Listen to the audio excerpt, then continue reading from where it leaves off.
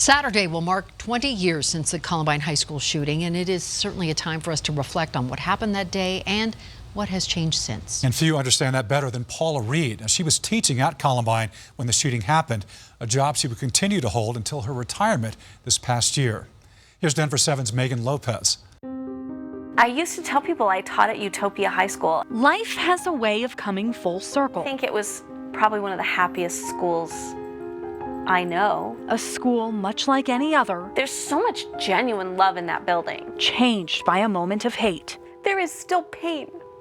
That's what Scarred for Life looks like. A teacher who loved her job. We lost 2 members of our speech team. Having to step away. I needed 2 years to just be me outside of the classroom again for a while. Like many survivors, Paula Reed needed time to heal.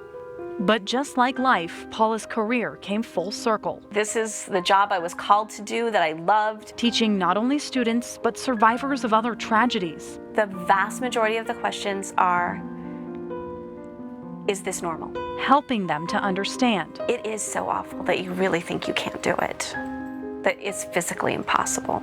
It's not. At Columbine, with each new rotation of students, a circle. It was history to them. From living through that horrible day to teaching about it. For probably the last 5 years, my students read Columbine by Dave Cullen.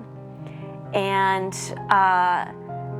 we talked about it, and I would tell them my story. Even teaching some special students. The child of a kid who had been my student during the shootings. For Paula and the Columbine community, every April 20th is an anniversary of loss. And it's not like you don't think how unfair it is that they're not there with children, because they should have had children. That part sucks. But it's also a reminder that the love that filled the school before the shooting is still there. Because we love each other, and nothing can touch that. A full circle. I wish we had that everywhere. For a community that refuses to be defined by a moment of darkness. Megan Lopez, Denver 7. And a remembrance service will begin in just a few minutes at Waterstone Community Church in Littleton. Organizers are asking those attending to donate $20 to help maintain the permanent Columbine Memorial. Now, the main service will be held on Saturday. That's from 3 to 5 p.m. That's at Clement Park.